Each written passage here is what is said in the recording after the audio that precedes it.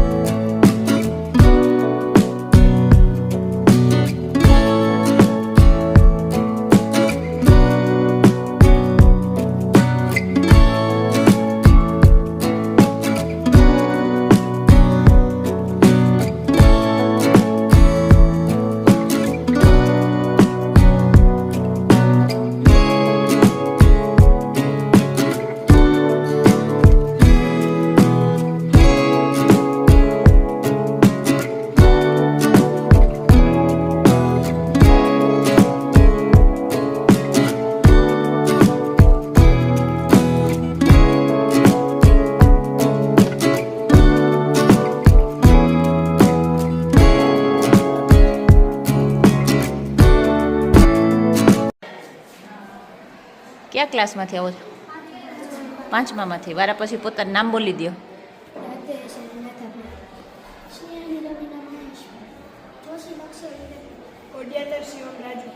Okay. કયા વિષય ઉપર પ્રોજેક્ટ બનાવ્યો છો? સામાન્ય જ્ઞાન. અને એનો કયો પાર્ટ છે ટૂંકમાં? સામાન્ય જ્ઞાનમાં શું દર્શાવ્યું? શું દર્શાવ્યું? અત્યારે તમે શું પ્રોજેક્ટમાં દર્શાવ્યું છે? ઓકે.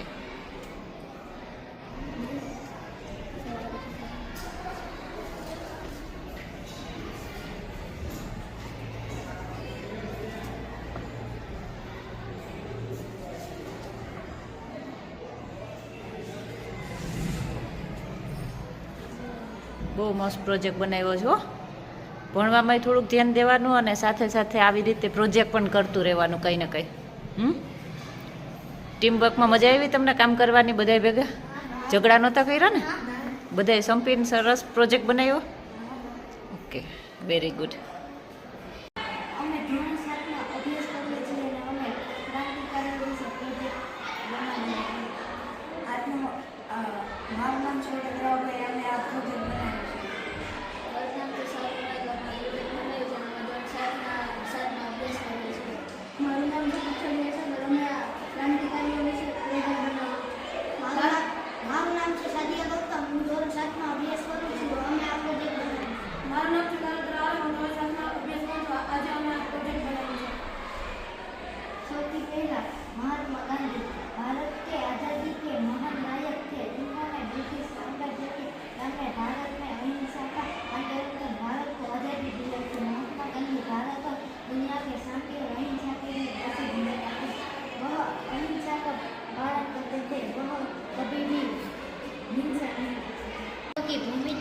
भूमिका निभाई थी। स्वामी विवेकानंद, उनका सच्चा नाम नरेंद्रनाथ था। उनके गुरु का नाम रामकृष्ण परमहंस था। उसका नाम स्वामी विवेकानंद बड़ा दिन। 7મા ધોરણમાંથી મારી પાસે એક પ્રોજેક્ટ આવ્યો છે. શું નામ છે? શું બનાવ્યું પ્રોજેક્ટમાં? વિષય ગુજરાતી, ટોપિક વ્યાકરણ, વિરોધી શબ્દ કાળ, વિરામ ચિહ્ન, સંજ્ઞા, લિંગ પરિવર્તન અને સર્વનામ. વિરોધી શબ્દ સુખ તો દુઃખ, નાનું તો મોટું, વધારે તો ઓછું, ઠંડુ તો ગરમ, જાડું તો પાતળું. હવે કાળ. ભૂતકાળ એટલે કે જે ક્રિયા વીતી ગઈ છે તે, અને વર્તમાન કાળ એટલે કે જે ક્રિયા ચાલુ છે તે, અને ભવિષ્યકાળ એટલે કે જે ક્રિયા થવાની છે તે. વાક્ય. શિવ પતંગ ચગાવતો હતો. રાધા ફરવા જાય છે. હું જૂનાગઢ જઈશ. વિરામ ચિહ્ન પૂર્ણ વિરામ, અલ્પ વિરામ, પ્રશ્નાર્થ ચિહ્ન, ઉદ્ગાર ચિહ્ન, અર્ધવિરામ, ગુરુ વિરામ. સંજ્ઞા. સંજ્ઞાના 5 પ્રકાર છે: જાતિવાચક સંજ્ઞા, દ્રવ્યવાચક સંજ્ઞા, ભાવવાચક સંજ્ઞા, સમૂહવાચક સંજ્ઞા અને વ્યક્તિવાચક સંજ્ઞા. વાક્ય. ઝાડ છાયા આપે છે. ઝાડ. પાણી ઠંડુ છે. પાણી. મયુર ગુસ્સામાં વાત કરે છે. ગુસ્સામાં. વર્ગમાં વિદ્યાર્થીઓ ભણે છે. વર્ગમાં. નર્મદા નદી છે. નર્મદા. લિંગ પરિવર્તન. માતા તો પિતા, છોકરી છોકરો, રાજા રાણી, મોર મોરણી, મમ્મી પપ્પા, મામા મામી, કાકા કાકી, દાદા દાદી, દીકરી દીકરો, સિંહણ સિંહ, ભાઈ ભાભી, વાઘણ વાઘ. સર્વનામ.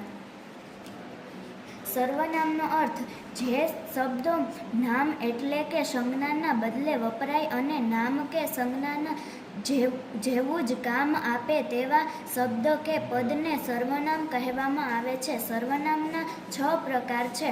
પહેલું પુરુષવાચક સર્વનામ, બીજું દર્શક સર્વનામ, ત્રીજું સાપેક્ષ સર્વનામ, ચોથું અનિશ્ચિત સર્વનામ, પાંચમું પ્રશ્નવાચક સર્વનામ અને છઠ્ઠું સ્વવાચક સર્વનામ.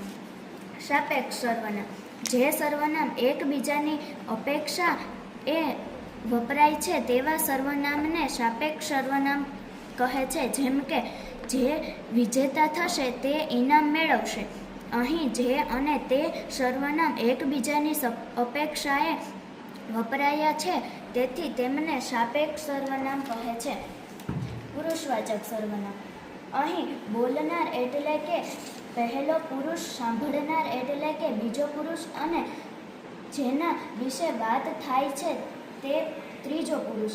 એમના વિશે વપરાતા સર્વનામ પુરુષવાચક સર્વનામ કહે છે. જેમ કે હું, અમે, તું, તમે, તે, તેઓ. દર્શક સર્વનામ. કોઈ નજીકની કે દૂરની વ્યક્તિ કે પદાર્થને બતાવવા માટે જે શબ્દ કે પદ વપરાય છે તેમને દર્શક સર્વનામ કહેવામાં આવે છે. જેમ કે આ, એ, પેલું. અનિશ્ચિત સર્વનામ. જે સર્વનામ ક્યાં, પ્રાણી, પદાર્થ કે વસ્તુ માટે વપરાયું છે તે નિશ્ચિત ન કરી શકાય એવા સર્વનામ અનિશ્ચિત સર્વનામ કહે છે. જેમ કે અમુક, કશું, કોઈક. સ્વવાચક સર્વનામ. જે સર્વનામ પોતાની. શું નામ છે? મારું નામ ભરતલા આસ્તી છે. હું ધોરણ 7માં અભ્યાસ કરું છું. મેં સંસ્કૃત વિષયનું પ્રોજેક્ટ બનાવ્યું છે. વિષયાંક છે સુભાષિતમ એટલે કે સુવિચારો. એમાં પૃથ્વીએ ત્રીણી રત્નાની જન્મનં સુભાષિતમ એટલે કે પૃથ્વી પર 3 રત્નો છે: પાણી, અનાજ અને સુવિચાર. બીજું, મૂઢે પાષાણ ખડે સુરત્ન સંજ્ઞા વિધિયતે એટલે કે મૂર્ખ માણસો પથ્થરના ટુકડાને હીરો એટલે કે રત્ન એવું નામ આપે છે.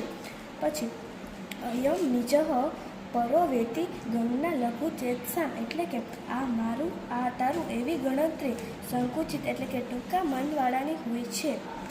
પછી આવે છે ઉદાર ચરિતાના તું વસુધૈવ કૌટુંબકમ એટલે કે ઉદાર હૃદયવાળા એટલે કે મનવાળા માટે આખી પૃથ્વી કુટુંબ સમાન છે.